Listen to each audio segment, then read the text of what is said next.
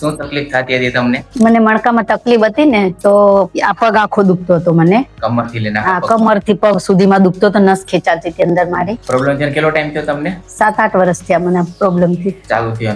હા. આના માટે કોઈ ડોક્ટરને બતાવ્યું હતું તમે? હા, મેં 5 થી 6 દવાખાને એક્સરા રિપોર્ટ કરાવી, MRI કરાવી, બધામાં ઓપરેશન નું બોલ્યું હતું મને. રિપોર્ટમાં મણકો ખસકેલો છે એમ બતાવ્યું કે તમારે ઓપરેશન આવશે. પછી ઓપરેશન નું વિચાર્યું હતું પણ છે ને બધા મને એમ કહેતા હતા કે ઓપરેશન પછી બી તમને આરામ નહીં થશે, તમે આટલું કામ કરી લો એ બી નહીં કરી શકશો બોલે.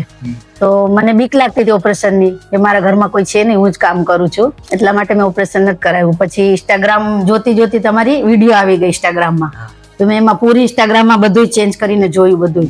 તો મને એમ થયું કે અહીં જવા જેવું છે. તો મારા ભાઈને મેં વાત કરી, મેં તું દવાખાનું ગોતી લઈશ? તો કે હા. તો અમે બે ભાઈ બેન આવ્યા, દવાખાનું મળી ગયો અમને. તો આવું છું કેટલા ટાઈમથી મને બહુ આરામ છે અહીંથી. ઓપરેશન ની નોબત નથી કાંઈ બી.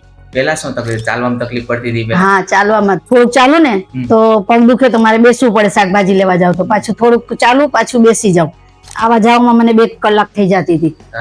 અત્યારે અડધા કલાકમાં આવી જાઉં છું ઘરે ને વહી જાઉં છું શાક માર્કેટ. પેઇન કેવું થાય તમને? નહીં, હવે પેન નથી થતું મને, કાંઈ નથી. અહીં દવાખાનામાં આવવાથી મને બહુ આરામ છે. ઓપરેશન ની નોબત છે નહીં ક્યાંય.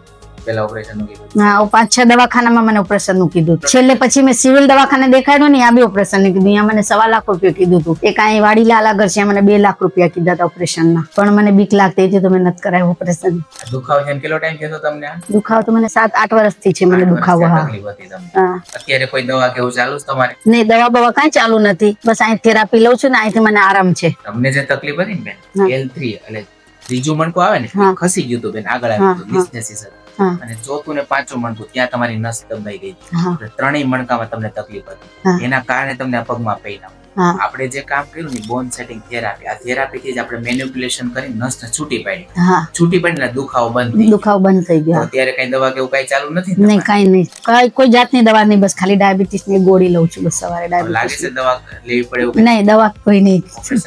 દવાખાને દેખાડવા જાઉં ચેકઅપ કરાવવા. પેલા જે દવા હતી બધી બંધ થઈ ગઈ? હા, એ બંધ થઈ ગઈ બધી દવા. આવી સારવાર કરવી જોઈએ? હા, જરૂર કરવી જોઈએ. હું તો મારા જોડે આવતા એને બી લઈને આવું. અહીં બહુ સરસ છે. અહીંથી આરામ થઈ જાય એમ સમજો ને કે આરામ થઈ જ ગયું તમને અહીંથી. દવા ખાવી, ઓપરેશન કરવાની કરતા જો થેરાપી કરતો હોય તો આપણે આગળ ક્યારે કરવું? હા, ઓપરેશન કરતા આ સારું. ઓપરેશન માં તો પછી આરામ કરવું પડે 6 મહિના 7 મહિના. ડિપેન્ડ કરે કોને કેવું પેઇન છે એના ઉપર આરામ કરવાનો. આજની સારવાર કરી. હા.